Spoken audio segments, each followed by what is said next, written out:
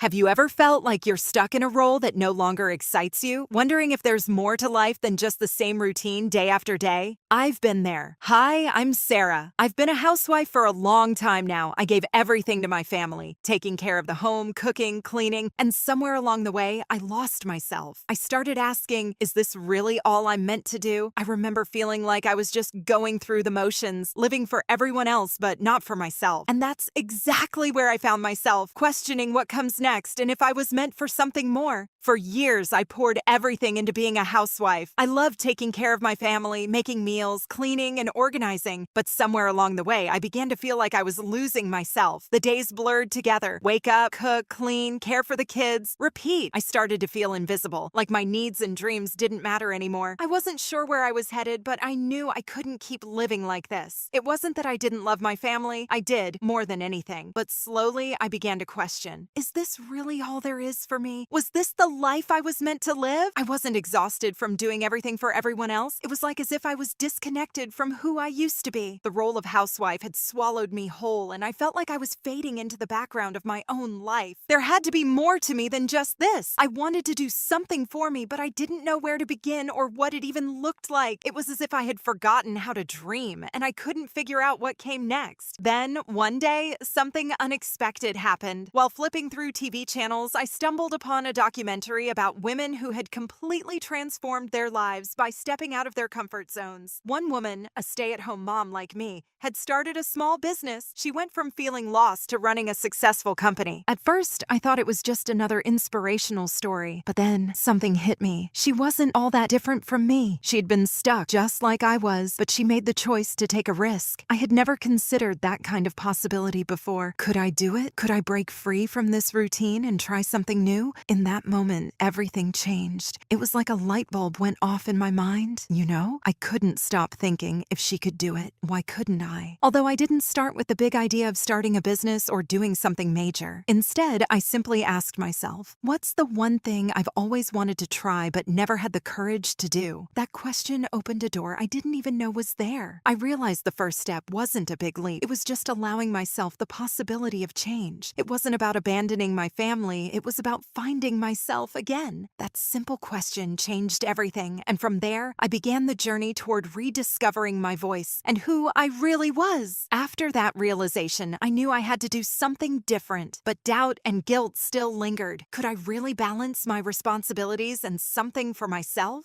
Then inspiration struck in the most unexpected way. One evening, while scrolling through social media, I saw an old friend post about starting her own handmade candle business. She wasn't a celebrity or some business expert, just someone who took a chance. That thought stuck with me. Then I remembered something from years ago: knitting. My grandmother had taught me, and I used to love it. Maybe I could start again. I dug out my old knitting supplies and tried. My first few attempts were a disaster: tangled yarn, uneven stitches, but I kept going. When I finally finished my first scarf, something clicked. It wasn't perfect, but it was mine. More than that, I felt something I hadn't felt in years: excitement. One night, as I sat knitting, my husband walked in. Instead of questioning why I was spending time on this, he smiled. "You look happy," he said. That's when I realized he had noticed the change in me before I had even acknowledged it myself. Instead of doubting me, he encouraged me. "Why don't you sell these?" he suggested. At first, I laughed it off, but the idea lingered. Knitting wasn't just a hobby anymore. It was a way to reclaim a piece of myself. And maybe, just maybe, it could be something more. I began designing my own patterns,